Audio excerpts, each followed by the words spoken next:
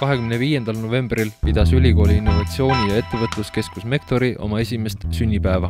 Sünnipäeval allkirjastasid juhtivad Eesti infotehnoloogia ettevõtted ja Mektori koostöölepingu, mille alusel luuakse Baltikumis unikaalne mobiilirakenduste ehk äppide testimise keskus. Keskuse eesmärk on anda Eesti ettevõtete kasutusse tipptingimused uute ja maailmaturgudel läbilöögivõimeliste rakenduste loomiseks.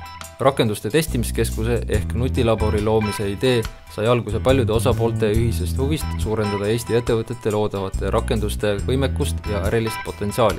Käivitatava nutilabori asukohaks on valitud TTÜ Mektori, sest osapooled soovivad ennekõike suurendada tudengite seas äppide loomise soovi. Välisminister Keit Pentus-Rosimannus improviseeris kohapeal koos Teavarrakuga muusikapala Eesti startup-ettevõtte Mash Machine simulaatoril. Martin Kuroško juhtimisel pandi ettevõtete tippjuhid välja töötama ärimudeleid, mida hindasid tudengitest investorid. Parim ärimudeli idee oli laudkonnal, keda juhtis ASA Quality Services tegevjuht Kristjan Karmo. Eesti Telekomi arendusjuht Enn Saar kommenteeris, et nutilabori kujul on tegemist rakenduste loomise ökosüsteemiga, mis toob kokku tudengid, IT-ettevõtted ja telekomisektori. Siin saavad kõik osapooled kiiresti ja paindlikult uusi rakendusi testida ning koostöökohti leida.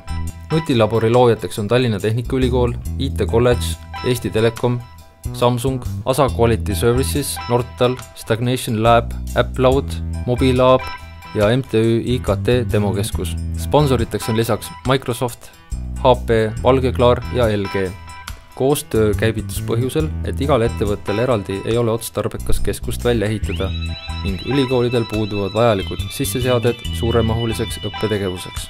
Lisaks nutilaborile on olemas kohapeal ka ajurünnakute ja koosolekute nurk. Arendustöid toetab olemasolev mobiili- ja meedialabor. Asutajad plaanivad 2015. aasta alguseks välja ehitada sobiva taristu, mis hõlmab erinevate tootjate nutiseadmeid ning automaatteste toetavat tehnikat.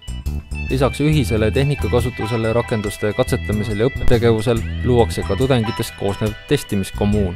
Koostööleping allkirjastati 25. novembril Tallinna Tehnikaülikooli Mektoris. Samal päeval pidas Mektori ka oma esimese tegutsemisaasta puhul sünnipäeva. Aasta jooksul on Mektorit külastanud 40 000 inimest 80 erinevast riigist ning on toimunud 85 konverentsi 12 000 osavõtjaga. Mektori abil on sõlmitud ülikooli teadlaste, tudengite ja ettevõtete vahel 50 koostööprojekti 40 firmaga.